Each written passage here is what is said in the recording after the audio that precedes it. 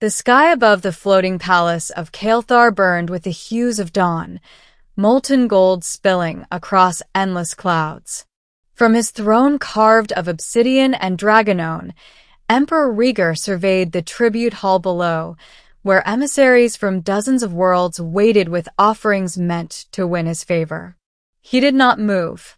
He did not smile. He did not speak. For centuries, the Dragon Emperor had ruled with an iron claw. Tributes were offered, gifts presented, and no human, alien, or hybrid had ever pleased him. Gold, gems, advanced technologies, and rare artifacts all lay in his hall unused, for his judgment was not swayed by wealth or spectacle. Yet today, even as the emissaries trembled before him, Rhaegar's violet eyes narrowed at a small group shuffling into the hall, ragged human children, carrying nothing but a crude parchment and a box tied with twine. The children approached nervously, led by an old caretaker who whispered encouragements. Remember, respect, but do not fear. You are representing those without voices. One small boy, no older than 7, clutched the card tightly. What if he eats us? He asked in a trembling whisper. The caretaker shook his head. He does not eat what is given freely. Go on now. Present your gift. The boy stepped forward, knees shaking, and held the card out on a trembling hand. The other children craned their necks to see the Emperor. The Dragon Emperor's massive head turned toward them slowly, scales shimmering in colors that reflected the rising sun. His wings, folded behind his throne, rustled like distant thunder. Emperor Rhaegar, the boy stammered. We have no treasure, no gold, no jewels. Only this. Please accept it. Rhaegar leaned forward, nostrils flaring, smoke curling from the edges of his mouth. He had seen hundreds of gifts, and all of them had been meaningless. The scent of wealth, the weight of metals, the allure of power. None had moved him. Yet there was something in the boy's eyes. Something honest. Something small and fragile, but unwavering. The boy handed the card to the throne, hands shaking, lips quivering. Rhaegar's claws reached out, massive and golden, and gently lifted the parchment. It was a simple card. Crayons had left uneven lines on the paper. A rainbow arched across the top, beneath which a group of stick-figure humans waved cheerfully. Words, crooked and childish, were written across the bottom. Thank you, Dragon Emperor, for keeping our world safe. Rhaegar paused, his massive head tilting. The hall was silent. Even the air seemed to hold its breath. For a moment, the Emperor saw more than the simple drawing. He saw the fear of countless generations, the hope of those too small to defend themselves, and the courage it took for a child to approach the greatest dragon in the galaxy without fear. Something inside him stirred, a feeling long buried beneath centuries of duty, conquest, and isolation. Is this your gift? His voice was a low rumble, vibrating through the hall like distant storms. The boy nodded, trembling but resolute. Yes, Your Majesty. We have nothing else. We only wanted to say thank you.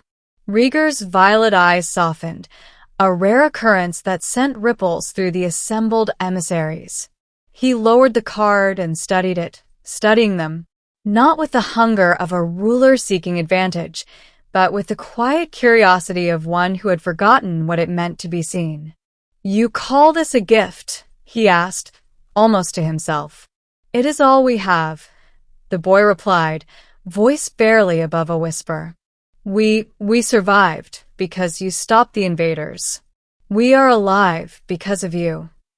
The Emperor's massive claw brushed the card gently. For the first time, the weight of a gift did not matter.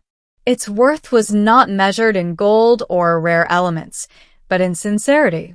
He rose from his throne. The floor trembled beneath his steps, and the emissaries staggered back in awe and fear. Rhaegar descended the dais, wings unfurling in a majestic display that blocked out the morning light. He stopped before the children, so enormous that they had to tilt their heads to look up at him. "You survived," he said, voice calmer than thunder. "You have seen terror, and yet you bring me this." The boy nodded, emboldened by the dragon's attention. "We wanted to say thank you. Nothing else matters." The Dragon Emperor's massive claws hovered over the card. Then, in an act that stunned every witness, he gently lifted it and held it close to his heart.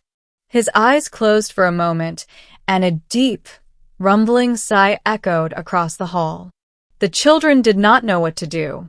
They had never seen the Emperor so still, so vulnerable. The caretaker whispered softly, "Patience. This is rare. You may have just changed the course of history."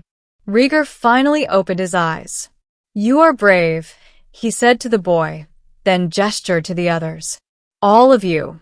The Emperor turned back toward his throne, but this time, he did not return the card to the dais. Instead, he placed it in a crystal case beside his heart, a symbol that it was treasured beyond measure.